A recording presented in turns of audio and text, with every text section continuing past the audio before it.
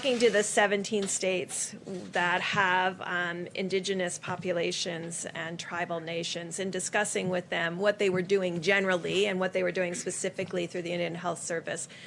They discussed the ability to find new cases and doing full contact tracing. And so they have strike teams. They are very well organized. You don't hear about them every day, and that's why I wanted to call them out. They are really doing amazing work at their public health institutions with their governors and their mayors, and they are in full contact tracing. Yes, they're doing social distancing, but they're also doing full contact tracing and understanding all aspects of their epidemic. So we're looking at those pieces, as well as when I was talking about blunting, really when you're starting to go up that curve, having that unbelievable blunting where you only get evident attack rates, and I want to be very clear about that. When we see cases, these are symptomatics that have been diagnosed.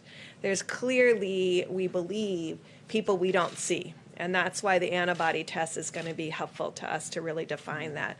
So those are the pieces that we're bringing together to really analyze that. I did want to say the president talks about the 150 plus countries that are experience what we're experiencing. I just wanted to do a call out. We have Americans around the world in every embassy that are working with those countries now. This scarf came from Africa. It's one of my public health colleagues there. I just want to recognize the public health colleagues around the world who are doing all of this work together to change the course in their epidemics in every single country around the globe.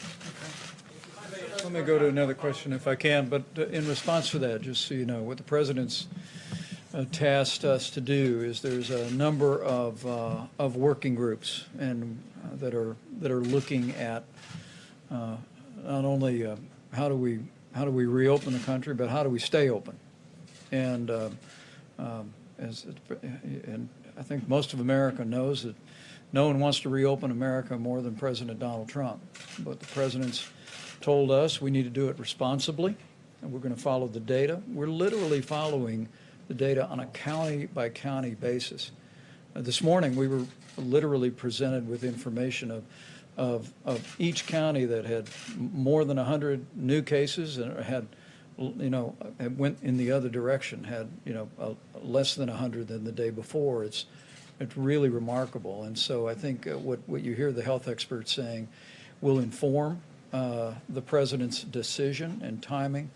But make no mistake about it, that the best thing we can do to reopen America is put the coronavirus behind us, to reach the end of that curve with as little loss of life or hardship as possible, to have in place that we soon believe we will, the kind of therapeutics, I call them medicines that make you feel better, by this summer, to have more widespread testing that we're scaling up each and every day, and also to have the kind of guidance that the CDC is even now developing for businesses large and small, for families and for schools, for that day that we do reopen America.